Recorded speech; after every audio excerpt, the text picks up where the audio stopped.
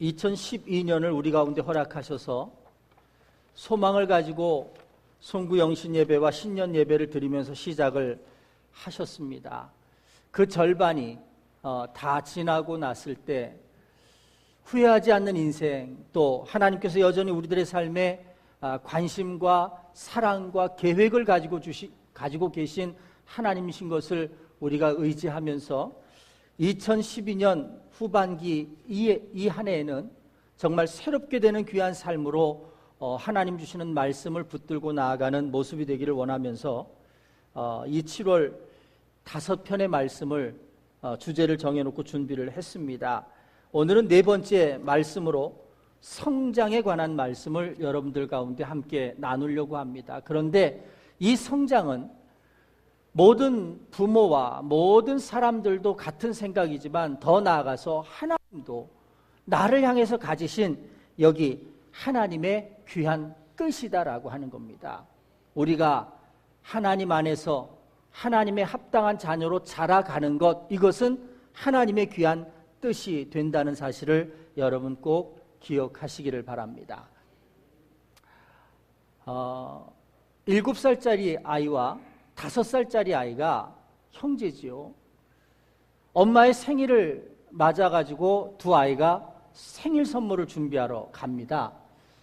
그런데 7살짜리 아이는 예쁜 엄마를 생각하면서 뭘 사느냐 하면 엄마의 입술에 바를 립스틱을 예쁜 거를 하나 샀습니다. 고추장 색깔로. 그런데 5살짜리 아이가 그 다음에 이제 엄마의 생일 선물을 고르는데 이 아이는 뭘 고르느냐 하면 지가 좋아하는 장난감을 하나 집어드는 겁니다. 자기가 좋으니까 엄마도 좋을 것이다 생각하고 5살짜리 수준에서 장난감을 하나 집어들었답니다. 이 차이가 있다는 거죠. 이 차이가 뭐냐. 불과 2살 차이지만 엄마를 생각하면서 립스틱을 선물로 집어드는 아이와 자기가 좋아하는 장난감을 집어드는 아이의 차이는 있다는 거지요. 오늘 저도 이 말씀을 준비하면서 참 많이 하나님 앞에 제 모습을 되돌아봤습니다. 아들로서도 부족하고 미숙한 모습이 참 많고요. 또 부모로서도 그렇다고 해서 완전한 모습이 없어서 부족하고 미숙한 모습이 참 많이 있었습니다. 그것뿐인가요? 남편으로서도 참 멋없는 남편이고 재미없는 남편이고요. 또 삶에서도 마찬가지입니다. 삶에서도 미숙할 뿐더러 정말 연약하리만큼 부족한 모습이 참 많은 인생이다라고 하는 걸 생각해 봤습니다. 그러면서도 좌절하지 않을 수 있고 소망을 가질 수 있는 건 뭐냐면 나를 향하신 하나님은 언제나 내가 지금의 모습보다 조금 더 나아지는 것, 지금보다 더 좋은 모습으로 바뀌어지는 것을 늘 원하고 계신다는 겁니다. 우리를 향하신 하나님의 뜻일 것이다 라고 하는 사실을 꼭 기억하시길 바랍니다. 내가 지금 어떤 모습에 있든지 간에 또 어떤 모양으로 있든지 간에 지금보다 더 나은 모습을 하나님께서는 기대하시면서 여전히 내게 능력을 주시고 또 사람을 붙여주시고 또 은혜를 부어주시는 하나님의 은혜가 있음을 깨닫는 여러분들이 되기를 주님의 이름으로 축복합니다. 모든 생명은 다 자라게 되어 있습니다.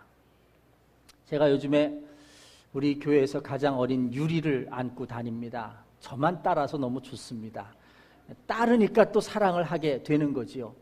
그런데 얼마 전부터 유리를 안고 다니면서 꼭 눈에 밟히는 아이가 하나 있었습니다. 유리만 없었으면 막내일 아이가 또 있지요. 우리 하은이도 있고 은찬이도 있습니다. 그런데 유리만 안고 다니지 하은이를 안아주거나 은찬이를 안아주지는 못합니다. 또 안는다고 오지도 않아요. 이제는 다 컸다고. 근데 이 아이를 볼 때마다 제가 미안한 마음이 있는 겁니다. 야, 좀 자랐다고, 조금 컸다고 이제는 안아줄 생각도 안 하고 또 머리 한번 쓰다줄 모습도 못 가져 있는 그 제 모습을 보면서 미안한 마음이 드는 겁니다. 그래도요, 벌써 볼 때마다 야, 이만큼 컸구나, 벌써 아이들이 이만큼 자랐구나 라고 하는 생각에 하나님 앞에 감사함을 느끼거든요.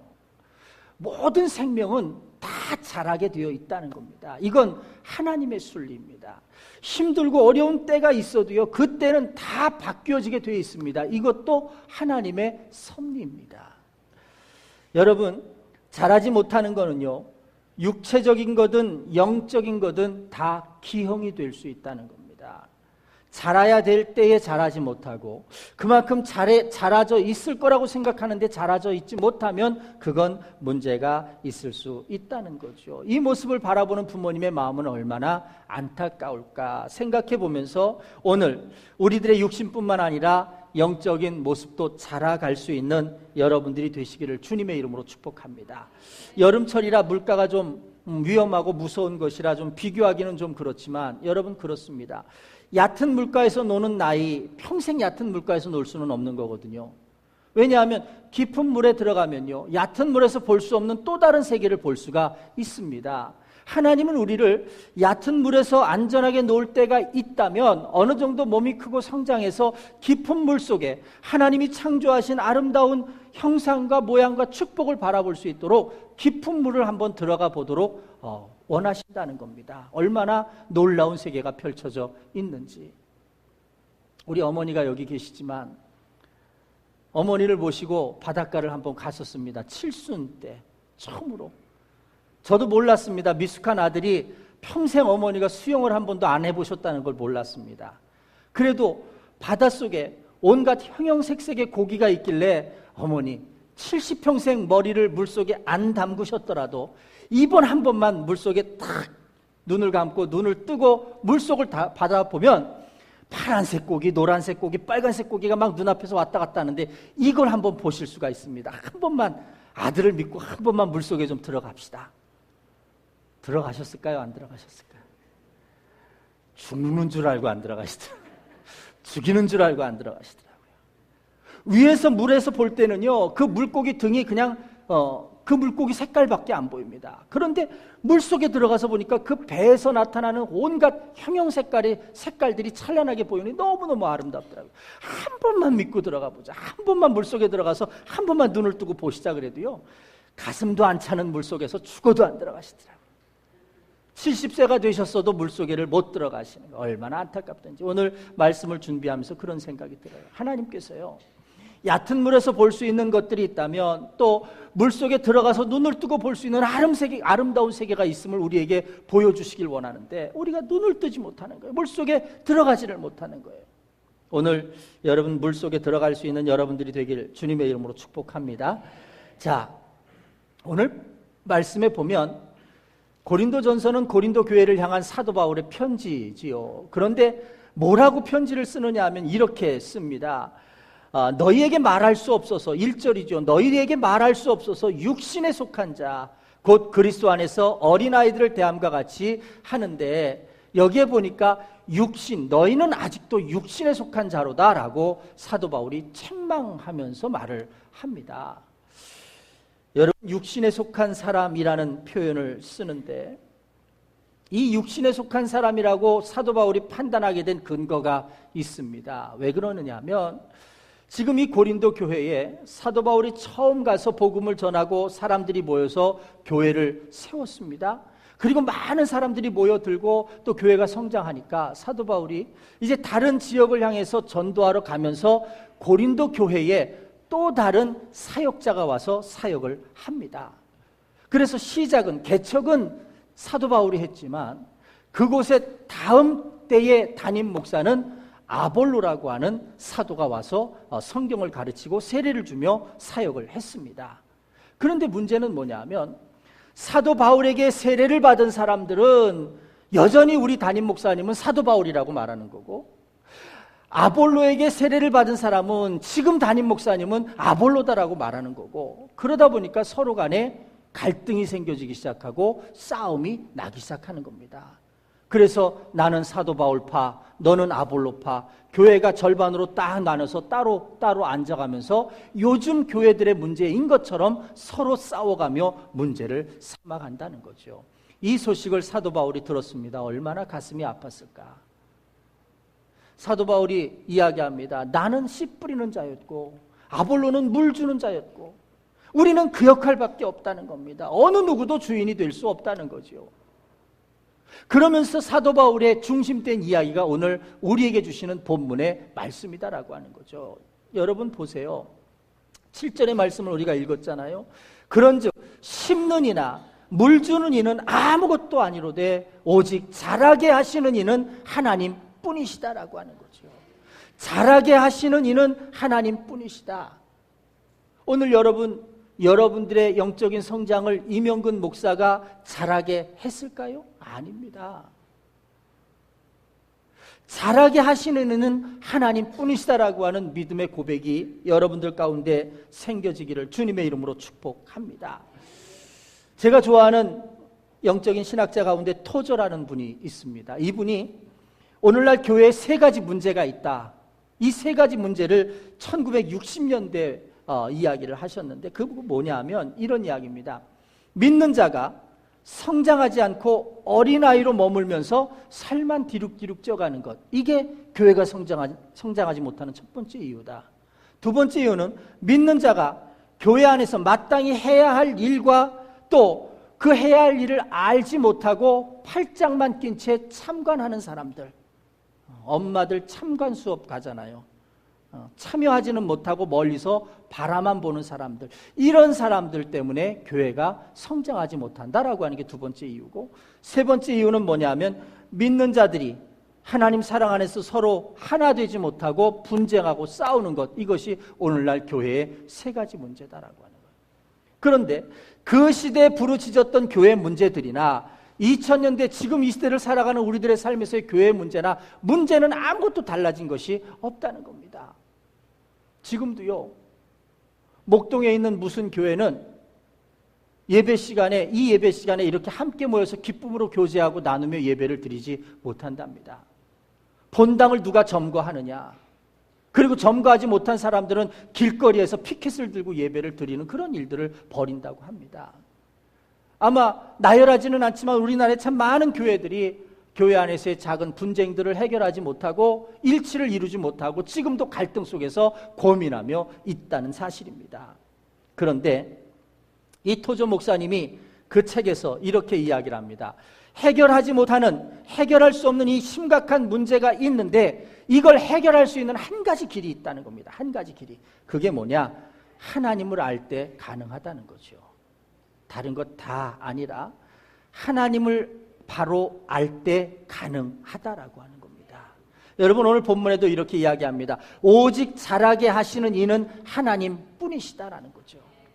오늘 여러분들에게 드리고 싶은 말씀은 이겁니다. 여러분들이 임영근 목사도 아니고 광주 만나교회도 아니고 감리교회도 아니라 하나님을 바로 알기 시작할 때 여러분들의 삶은 하나님 앞에 바른 길, 올곧은 길로 가실 수 있다라고 하는 사실입니다. 여러분, 하나님의 자녀들은 영적으로 성장해야 되고 성숙해야 됩니다. 그런데 그 영적으로 성장하고 성숙하는 길은 다른 것에 있는 것이 아니라 여러분들이 하나님을 얼마나 알아가느냐, 그리고 그런 삶을 살아가느냐에 따라 달라져 있다는 사실을 꼭 기억하시기를 바랍니다. 자, 성장하는 데는 어려움이 따릅니다. 성장통이라고 아이를 키워보신 분들은 성장통이라는 걸 아실 겁니다. 아이가 어느 날 무릎 관절을 붙잡고 막 펄펄 뜁니다. 아파 죽겠다고요. 그러면 이건 무슨 일이 났나라고 고민하지만 이미 경험해 보신 분들은, 아이를 키워보신 분들은 아이의 무릎이나 발목, 관절 이런 통에 성장판이 있어서 어느 날 이 부분이 통증을 느끼고 아프게 느껴진다는 겁니다. 그런데 사실은 이거는 아이가 성장하는 과정 속에 느껴지는 통증이라는 거죠. 갑자기 늘어난다든지 아니면 이제 곧 성장해야 되는 활발한 어떤 활동이 시작될 때 통증이 생겨진다는 겁니다. 이건 성장통이라고도 이야기를 하는 거죠. 그런데 여러분, 아픔 뒤에 성숙함이 있듯이 성장통을 동반하고 나면 꼭 성장하게 되어 있다는 겁니다. 오늘 우리가 힘들고 어렵고 고통스럽지만 이걸 믿음의 성장통으로 생각하면 우리들의 영혼의 자리와 영혼의 모습은 성장해 있을 것이다 라고 하는 거죠. 여러분들 예수님을 만난 이후에 여러분들의 영적인 수준이 어느 정도인가 한번 생각해 보시길 바랍니다. 아직도 나는 얕은 물가에서 놀고만 있는 삶인가? 아니면 주님께서 초대하는 깊은 물속에, 정말 그 깊은 물속에 들어있는 놀라운 것들을 바라볼 준비가 되어 있는가? 한번 우리 자신을 생각해 보기를 주님의 이름으로 축복합니다. 오늘 본문의 말씀에 우리가 깊이 새겨야 될 말씀은 그거지요. 오직 자라게 하시는 이는 하나님뿐이시다. 저는 이 말씀에 빨간 줄을 쳐놨습니다. 오직입니다. 오직. 그 어떤 것도 대체될 수 없습니다. 이명근 목사가 아무리 성경 공부를 잘 가르쳐도, 아무리 설교를 잘해도 인간의 소리는 여러분 6개월이면 질립니다. 신호는 사람마다 차이가 있겠지만 6개월이면 끝납니다. 신혼부부가 아직 있지만 이런 소리 할 거는 아니지만 어쨌든 현실은 현실이라는 거예요. 서서히 느끼고 있는지도 모르겠지만 아무리 좋아도요, 정말 목사님 설교가 너무너무 좋아서 나는 목사님 교회 꼭 나올 겁니다 라고 해도요, 제 마음의 한 중심에는 사람의 소리로 들리면 그건 6개월이면 식상할 겁니다. 왜냐하면 저도요 한계가 있잖아요. 그런데 자라게 하시는 이는 하나님이시다 라고 하는 믿음 가운데 육신의 소리가 아니라 하나님의 음성으로 듣고 여러분들이 하나님의 말씀 속에서 그 말씀의 진리를 확인하고 은혜를 경험하게 되면, 체험하게 되면 여러분 그 삶은 영원히 갈 수 있다라고 하는 거죠. 이것을 우리가 깨달아야 한다라고 하는 거죠. 사도 바울은 이 이야기를 하는 겁니다. 나는 씨 뿌리는 자격밖에 없었다는 거죠. 그리고 내 뒤에 와서 정말 교회를 많이 성장시켰던 아볼로는 물을 주는 역할밖에 없었다는 거죠. 우리는 솔직히 이거밖에 없었다는 겁니다. 그런데 이 모든 것들을 다 하실 수 있는 분은 하나님뿐이시다라고 하는 거죠. 그래서 사도 바울은 이렇게 결론을 내립니다. 너희가 하나님의 성전인 것과 하나님의 성령이 너희 안에 거하시는 것을 알지 못하느냐? 누구든지 하나님의 성전을 더럽히면 하나님이 그 사람을 멸하시리라. 하나님의 성전은 거룩하니 너희도 그러하니라는 거죠. 오늘 우리가 모여 함께하는 이 교회가 얼마나 거룩한 곳입니까? 거룩하다, 아니 추하다, 아니 싸움박질하는 싸움의 장소다를 만들 수 있는 건 누구냐? 여러분들에게 달려있다는 거예요. 여러분들이 얼마나 거룩한 하나님의 품성을 가지고 또 내가 할 수 있는 일이 아니라 하나님께서 하실 수 있는 일이다라고 하는 믿음 가운데 말씀 속의 진리를 삼고 그 길을 온전히 따르고자 하는 온전한 신앙인의 자세를 가지면 여러분들이 모여서 행하는 이 교회가 거룩한 성전이 될 수 있지만, 하나님을 떠나 세상 생각에 잠겨서 목사도 권사도 장로도 다 비양심인 것 같고 다 거짓인 것 같고 라고 생각하면 우리들의 삶에는 갈등과 고통만이 남아있을 수 있다는 사실이죠. 여러분, 베드로도 이런 이야기를 합니다. 베드로후서 3장 18절에 보면 구원을 받은 사람에게 그리스도의 은혜와 저를 아는 지식에서 자라가라 라고 말씀합니다. 자라가라는 거죠. 오늘 말씀처럼 성장하라는 겁니다. 자라가는데 무엇으로 자라가느냐? 그리스도의 은혜와 저를 아는 지식에서 자라가라는 겁니다. 저를 아는 지식이라는 건 예수 그리스도를 아는 지식에서 자라라는 거죠. 거기에는 두 가지 생각을 해보아야 됩니다. 그것이 뭐냐면, 왜 내가 성장해야 합니까? 라고 하는 것. 내가 왜 굳이 성장해야 합니까? 라고 하는 것과 또 하나는 성장하려면 어떻게 해야 합니까? 라고 하는 거죠. 성장하려면 어떻게 해야 하느냐. 베드로후서 3장 18절의 말씀으로 보면 성장하기 위해서 첫 번째는 그리스도 은혜 안에 있어야 됨을 말씀하고 있다는 겁니다. 여러분, 그리스도의 은혜 안에 있을 때 모든 것이 다릅니다. 내 마음에 갈등과 고민과 괴로움들이 생겨날 때는 먼저 내가 지금 위치하고 있는 게 어디인가를 보면 극명하게 드러납니다. 그리스도 안에 있느냐 밖에 있느냐의 차이일 수 있습니다. 그리스도 안에 있을 때 우리는 성장할 수 있습니다. 두 번째는 저를 아는 지식에서 자라가라라고 말씀합니다. 여러분, 하나님의 말씀을 깨닫지 못하고서는, 하나님의 말씀이 내 삶을 움직이는 생명과 능력의 말씀인 것을 깨닫지 못하고는 내가 주 안에서 성장하는 것을 경험할 수 없다는 겁니다. 이것이 중요한 겁니다.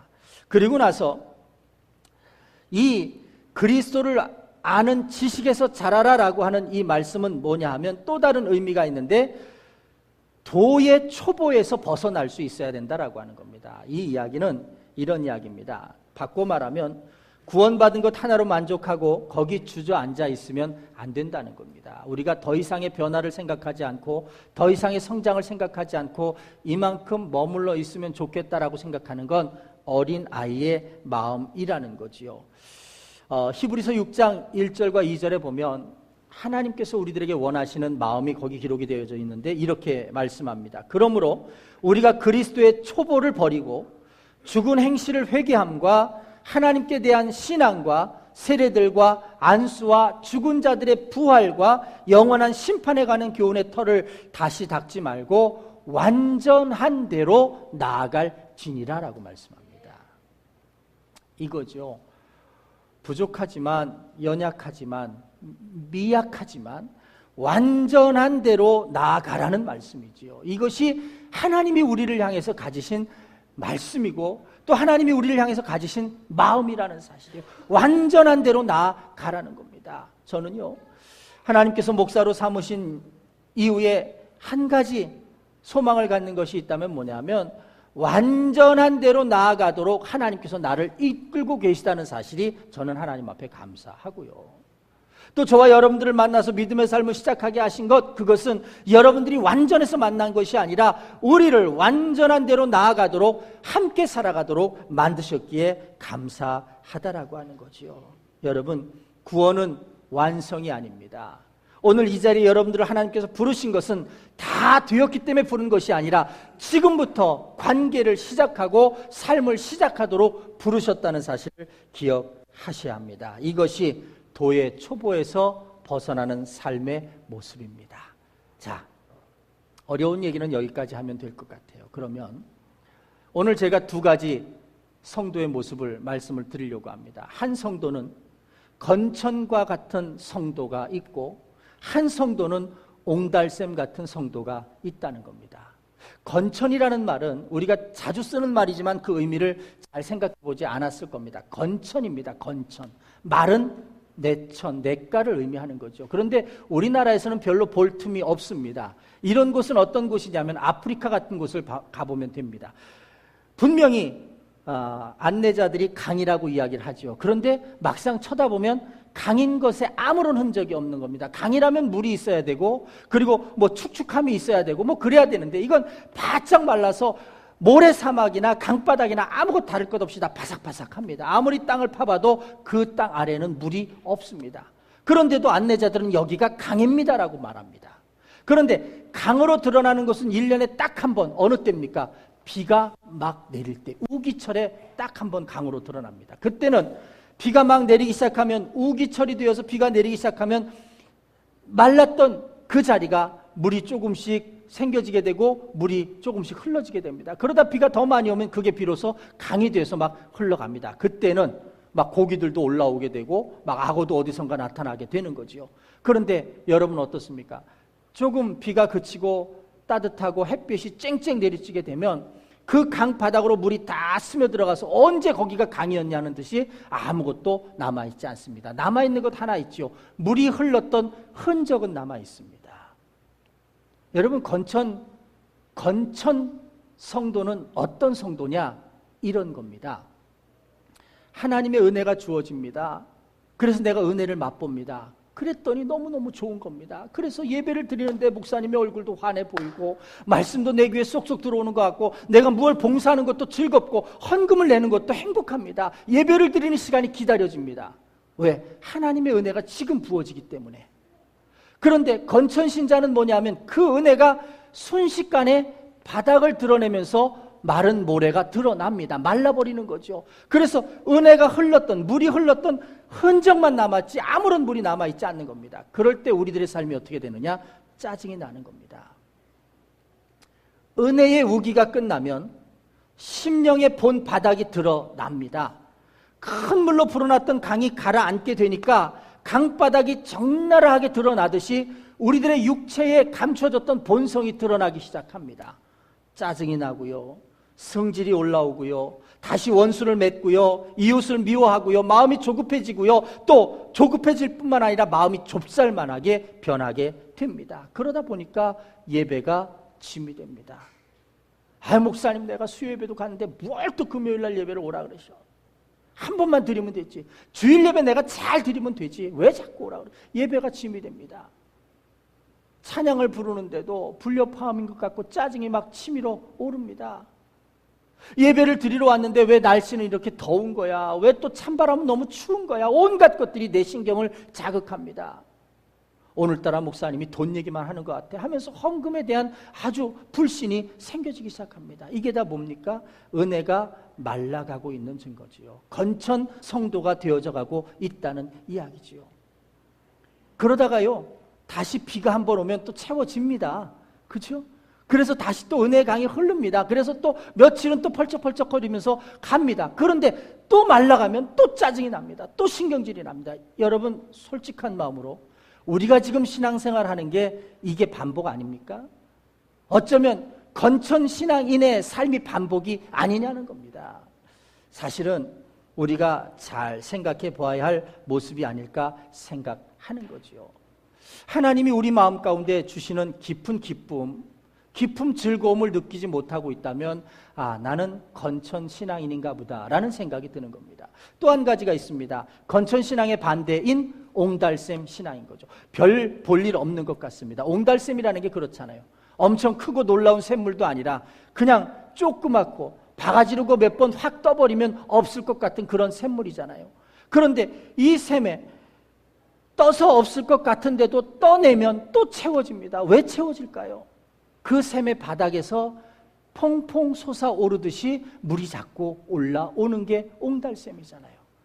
그래서 옹달샘 신자는 어떤 거냐면 내 속에 있는 이 은혜가 자꾸 퍼나가고 또 없어질 듯하고 또 마를 것 같은데도 계속해서 밑에서부터 채워지는 신앙을 옹달샘 신앙이라고 하는 겁니다. 그런데 이 옹달샘은요, 밖에서 흘러 들어오는 걸 옹달샘이라고 하지 않습니다. 옹달샘 자체 내에서 샘 바닥에서 솟아오르는 생수가 있기 때문에 옹달샘이라고 하는 겁니다. 그러면 우리가 옹달샘 성도가 어떤 성도인 줄 아십니까? 내 마음속에 예수 그리스도가 계셔서 그분이 내게 자꾸자꾸 생수를 퐁퐁 넘치게 해주시는 겁니다. 주님께서 말씀하셨잖아요. 세상이 주는 물을 마시는 자는 다시 목마르겠지만 내가 주는 물을 마시는 자는 영원히 목마르지 않을 것이다. 그 영원히 목마르지 않을 샘물을 내 속에서 지금도 퐁퐁 자꾸자꾸 용솟음치게 만들어 주시는 이 신앙이 옹달샘 신앙이라는 거죠. 이런 신앙인들은 우리 성경 속에 수많은 신앙의 위인들이 그랬던 것처럼 오지에서, 감옥에서, 때로는 핍박 속에서도 굴하지 않고 오직 주님만을 바라보는 믿음의 사람들이 되었더라는 거죠. 아마존 밀림에 얼마 전에 봤던 영상, 언젠가 여러분들과 함께 꼭 보고 싶은 영상인데 제가 구하지를 못했어요. 강 무슨 선교사님의 선교 활동을 찍은 영상을 제가 본 적이 있는데, 여러분, 우리는 몸 위에 기어가는 벌레도 스물스물 기어가면 징그럽고 몸에서 막 소름 돋는 것 같아서 살 수 없잖아요. 그런데 그 아마존 거기 밀림에서는요, 이 벌레들이 내 몸 안에다가 알을 싸가지고 내 몸 피부에서 이렇게 보인답니다. 피부 속으로 벌레가 기어가는 게. 그 사랑스러울까요? 몸을 벅벅 긁으면서 이렇게 보면 몸 피부 속에서 꾸물꾸물 거리는 게 보인다는 거예요. 얼마나 많은 것들이 몸 속에서 알을 낳고 했는지. 그런데도요, 이 선교사님은 자기가 이곳에 와서 복음을 전하는 사명을 가졌기에 그 모든 아픔과 고통을 참고 살아갑니다. 자기를 믿고 따라와준 아내, 그 아내도 역시 몸을 긁고 있는데 그 모습을 보면서 그렇게 살아갑니다. 자녀들 둘을 데리고 왔더라고요. 그것도 또 떼어놓고 갈 수가 없어서. 걔들도 여전히 몸을 긁고 있는 거예요. 걔들도 여전히 몸을 긁고 있는 거예요. 도대체 저 죽지 못해 사는 저런 모습일 텐데도 불구하고 저곳에서 복음을 들고 살아가는 저 삶의 속에서 나오는 힘이 무언가라는 거죠. 무언가. 건천신앙으로는요 도저히 이해할 수 없는 삶일 거라는 생각이 들어요. 그런데도 그곳에서 아랑곳하지 않고 그들과 함께 생활하며 예수 그리스도를 그들의 마음에 심겨주려고 하는 아름다운 모습들, 그건 바로 옹달샘 성도의 모습이라고 하는 거죠. 오늘 여러분들에게 이런 말씀을 드리고 싶어요. 우리들의 삶 속에 여러분 충만의 흔적이 중요한 것이 아니라 현재 내가 충만하고 있느냐가 중요한 겁니다. 교회가요 문제가 많고 싸움이 되는 것, 그게 뭐냐 하면요 다 충만의 흔적만 가지고 있는 사람들입니다. 목사도 옛날에 은혜 받았던 것만 생각하는 거죠. 성도들도 옛날에 내가 한번 은혜 받았던 것만 생각하는 겁니다. 지금 건천신앙으로 물이 다 빠져버리고 땅이 드러나 있는 건 생각지도 못하는 거예요. 그저 옛날에 물이 한번 흘렀던 자국만 가지고 여전히 나는 강이다라고 외치는 것과 똑같은 거죠. 충만의 흔적이 중요한 것이 아니라 현재 내가 충만하고 있느냐가 중요하다는 사실입니다. 여러분들 기도하시면서 예배를 드리시면서 말씀을 들으면서 여러분들 스스로에게 질문하시고 여러분들 스스로 결단하시길 바랍니다. 흔적 가지고는 살 수가 없습니다. 흔적 가지고는 그 삶이 영원할 수가 없습니다. 저는 제가 청소년 시절의 기억 속에 교회가 세 가정이 모여서 교회가 시작되는 과정들과 그리고 그 교회가 200명, 250명이 되는 과정들을 다 봤습니다. 아주 생생하게 기억하죠. 그런데 한참 교회가 정말 영적으로 그리고 성장하고 신나야 할 그 순간에 사단의 시험으로 교회를 흔들어 놓더라고요. 교육자와 성도와의 관계가 흐트러지게 되고 성도와 성도 사이의 관계가 흐트러지게 되면서 교회가 딱 나뉘어지는 일들을 제 청소년 시절에 경험을 했어요. 저는 지금 우리 광주 만나교회 이렇게 성장해 가면서 가장 큰 하나님을 향한 기도는 뭐냐면 여기 앉아있는 모든 한 분 한 분들의 영혼이 강건하여지고 또 충만하여져서 정말 허투루 모양만 가지고 신앙생활 하다가 문제를 만나 여전히 그것 때문에 육신의 문제 때문에 싸우고 또 해서 그렇게 세상적인 모습이 아니라 정말 우리 안에 계속해서 샘솟는 예수 그리스도로 인해서 어떤 문제들 속에서도 강건함으로 서 있을 수 있는 믿음의 사람들, 그 사람들을 만들어가는 게 하나님이 가장 기뻐하시는 일이 아닐까 생각을 하는 겁니다. 새 중에 자고새라는 새가 있답니다. 보통 새들이 알을 낳고 그 알을 품고 새끼를 기르는 계절이 되면 모두가 다 하는 행동들이 있잖아요. 나뭇가지들을 모아와서 둥지를 만들죠. 또 둥지를 만들고 어린 새끼들이 그 피부가 또 다칠까봐 자기의 가슴털을 다 뽑아가지고 거기에다 또 바닥에 쫙 깔지요. 마치 융단을 깔듯이. 그리고는 다 거기를 비비고 들어 앉아가지고 그냥 있는 겁니까? 아니잖아요. 알 두세 개씩을 딱 깔고 앉아가지고 거기에서 새끼가 잘 부화할 수 있도록 꼼짝도 않고 새끼를 품고 앉아 있잖아요. 그런데 이 자고새라는 놈이요 참 웃긴답니다. 주변의 새들이 다 그렇게 해서 가지를 모으고 둥지를 만들고 이러면 벌써 새끼를 준비하는 계절이 왔구나라고 생각하고 다 그러는데 이 자고새도 똑같이 주변의 새들이 나뭇가지를 둥지를 만들면 자기도 나뭇가지를 물고 와서 둥지를 만든대요. 그리고 또 가슴털을 뽑아서 부드럽게 또 둥지 안을 만들면 자기도 가슴털을 뽑아서 부드럽게 둥지 안을 만든대요. 그리고는 다른 새들이 알을 품고 딱 자리에 앉아가지고 그 알을 보호하고 있으면 자기도 딱 그러고 있대요. 근데 뭐가 없어요? 알이 없는 거예요, 알이. 알도 없으면서 남들이 새끼를 품고 마치 새끼를 기르는 것처럼 똑같이 행동을 했다는 거예요. 이런 이야기가 저는 그런 생각이 들더라고요. 자고새가요, 그렇게 하고 있다가 후다닥 날라버리면 다른 새들은 그 둥지에 알이 남아있든지 새끼가 남아있든지 남아있잖아요. 그렇게 했으니까.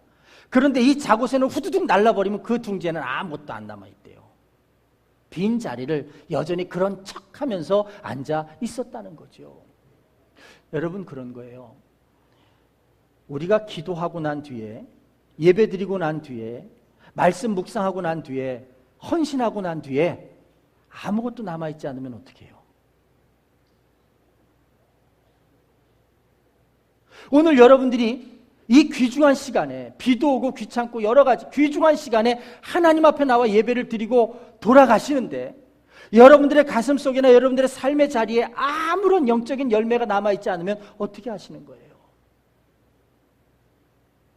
열심히 기도했는데, 또 열심히 헌신했는데, 그런데 남아있는 건 불평이고 원망이고 짜증이면 어떻게 하시는 거예요? 언제까지 우리가 흔적만 가지고 살아가야 하느냐고요.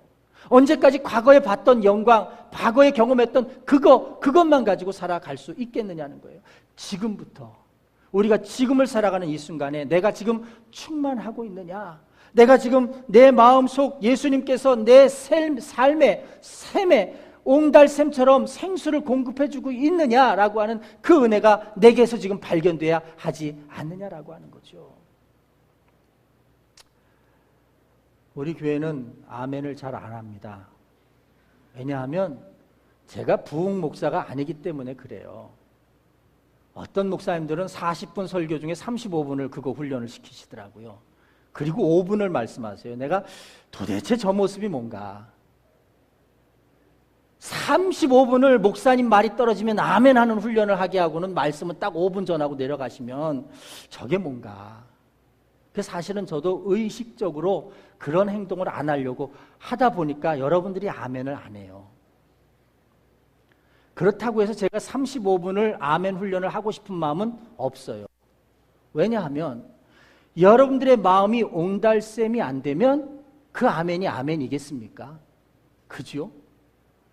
옹달샘이 되지도 못한 건천의 모습을 가지고 있는데 그 심령도 건드리지 않고 있는데 여러분들에게 아멘을 강요한다고 해서 여러분들이 아멘 한다고 그게 진짜 하나님이 받으실 아멘이냐고요? 아니라는 거죠.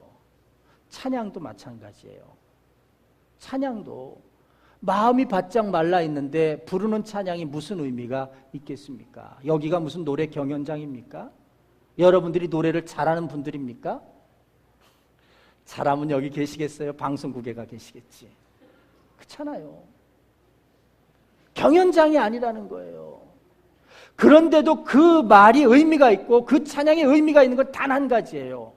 뭐냐면 내가 내 마음이 은혜가 되니까, 은혜밭이 되니까 저절로 아멘도 되고 저절로 감사도 되고 저절로 찬양도 되어지더라는 거죠. 저는 이것도 제가 할 수 있는 일이라고 생각하지 않아요. 제가 여러분들을 얼마나 더 말을 잘해야 여러분들에게 그런 상태, 그것도 아니라는 거예요. 저도 하나님 앞에 맡겨요. 오늘 준비된 말씀들 중에서 어떤 한 단어, 어떤 한 문장이 여러분들 가슴에 꽂혀서 정말 새겨져서 내가 그렇게 살아야지. 내가 건천의 신앙인이구나. 아이고, 내가 삐쩍 마른 흔적만 가지고 살아가는 삶이구나. 여기에 무슨 은혜가 있고, 여기에 무슨 감동이 있고, 여기에 무슨 기쁨이 있었나. 이래서는 안 되겠구나. 내 속에 예수님이 떠나 있었다면 예수님을 모시고 그분이 주시는 생수를 가지고 내가 옹달샘 신앙인으로 살아가야지. 아멘이시지요. 이런 삶이 되시기를 주님의 이름으로 축복합니다. 어떤 사람들은요, 주변이 모든 축복의 조건이 다 가득 차 있는데도 불구하고 비판과 절망으로 사는 사람도 있어요. 어떤 사람들은요, 주변에 좋은 여건이라고는 하나도 없는데 감사와 기쁨과 능력으로 살아가는 삶이 있어요. 차이는 한 가지인 거예요. 건천 신앙인이냐 아니면 생수 옹달샘 신앙인이냐에 따라 차이가 있을 수 있다는 거예요. 여러분, 오늘 옹달샘의 은혜를 사모할 수 있는 여러분들이 되길 바랍니다. 지금 내가 그러한 상태가 아니라고 한다면 내가 그렇게 되기 위해서 모든 것들을 다 바꿀 수 있는 여러분들의 모습이 되기를 주님의 이름으로 축복합니다. 은혜는 밖에서 오는 것이 아닙니다. 은혜는 내 속에서 드러나야 됩니다. 그런데 그 드러남도 내 자신의 마음이 아니라 예수 그리스도여야 가능하다는 거죠. 이것을 발견할 수 있는 여러분들이 되길 주님의 이름으로 축복합니다. 우리가 주 안에서 주님이 주신 생명이 내 안에 있다면 우리는 당연히 자라납니다. 그리고 자라나는 게 하나님의 순리입니다. 믿음으로 자라는 여러분들이 되시기를 주님의 이름으로 축복합니다.